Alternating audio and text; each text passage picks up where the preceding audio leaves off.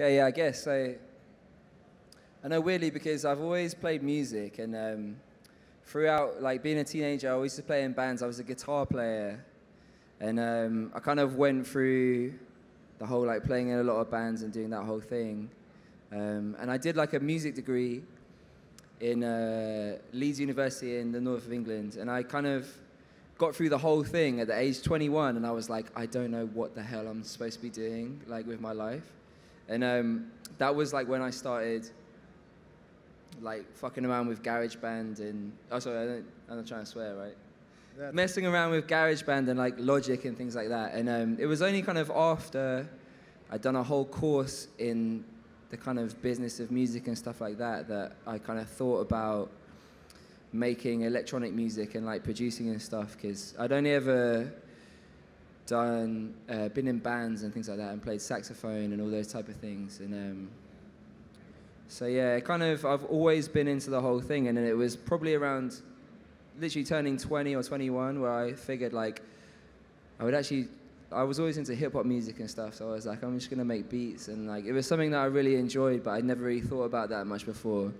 And kind of out of a place where I just wasn't sure what I was trying to do, even musically and, like, with my life. So I just got into producing and yeah, I don't know, man. I like got a MacBook Pro and started just making beats. I still got the same MacBook. It's like 8 years old, 9 years old, and yeah, that was it. I felt like I was kind of on the wrong kind of path my whole life until I, like, turned a certain age, and then suddenly I was like, man, I could just do this. And it kind of, you know, the idea of, like, sampling music, like, I think what first got me into producing music was like old school hip hop music, people like Pete Rock and DJ Premier and Jay Dilla and stuff like that.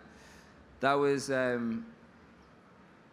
kind of made sense to me because I wasn't super, like, technical with producing or whatever like that, but the idea that you could kind of chop a bit out of a record and then put some cool drums around it and stuff, like, that really, it, like, made so much sense to me. So I think I got into this point where I was just spending a million hours a day on the internet, just going through, like, soul blogs and stuff and all this, like, disco blogs from the 70s and the 60s and stuff, and just trying to find cool samples and stuff. And yeah, and that was it. And then I kind of got into producing. And that was kind of my thing, man. Yeah, man. I mean, it's interesting because it sounds like you played a lot of instruments growing up. Yeah. Is that the case? Yeah, that was my thing. Like, I kind of, my mum is a music teacher, and my dad's a teacher. He's like a history teacher. But I think from literally 4 years old, I started playing, like, the violin and stuff. And, like, I think my dad's a guitar player, so I started playing that early on as well. And then the saxophone, and that was kind of my thing for a little while. But yeah, I don't know, it was cool. I think I had to, like, properly find my thing that I was really passionate about, because I used to be in all types of bands and stuff, and especially with the saxophone, it was like you would work with people that were the best musicians, and I would almost be like, oh man, how do you do that shit? But I think when you, like, find something that you're really, like, properly passionate about, it kind of all starts to make sense. And I was always like, oh man, these dudes are so sick, but I wasn't completely invested in, like, jazz music or, like, classical music or whatever it was. And I never really found my own thing that I realized I could do really, really, really well until it was, like, kind of just sampling and making hip-hop music, I guess. And, like, it's weird because I think now even, like, the music we make these days is not super, like, chopping up the samples and putting drums to it, but, like, that's kind of where I come from. Like, my favorite music is just stuff where they just take it off an old record and just put a really cool kick and snare to it, and that's really what got me into, like, producing and hip hop and rap and everything like that. And I love that shit. Oh yeah, man. I mean, those are, like, some legends in the sampling game. So when you started doing this, were you thinking at all about, like, it being a career, like, or was there a period where you're just like, this is just fun? Like, were you trying to send beats to rappers, or like, No, not even. It was just for not even close. Like I think it was like a really slow kind of thing because I think what happened was like as a linear thing. It was like I used to play in bands and I used to play with a bunch of my friends. And then I kind of like went to university and then like graduated through university and like I didn't really have anyone to make music with anymore. So I was just kind of like, I'll do it myself. So I started making beats and stuff. There wasn't really any point where I was trying to like, I think the very early stuff I was making, it was just like funny stuff. I used to like name the songs really stupid things and I just put it on SoundCloud.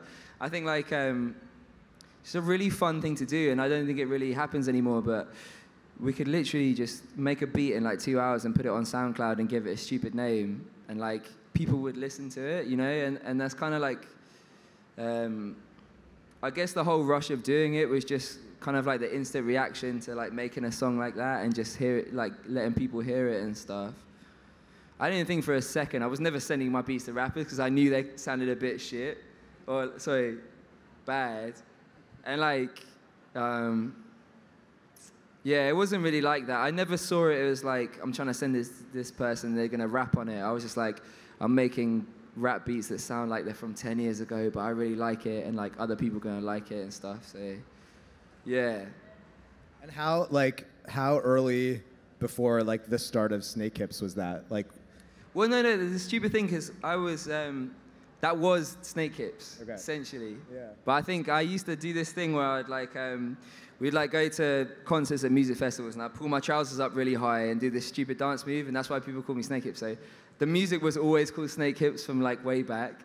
It wasn't the same stuff, but like it was always, there was a point like a few years ago where there was this weird old MySpace where you could find my like original beats called Snakehips. Yeah. This is before you met like before you guys. Yeah. I got rid of it.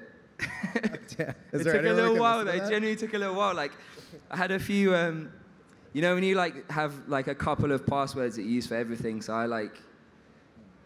I forgot what it was for like 2 or 3 years.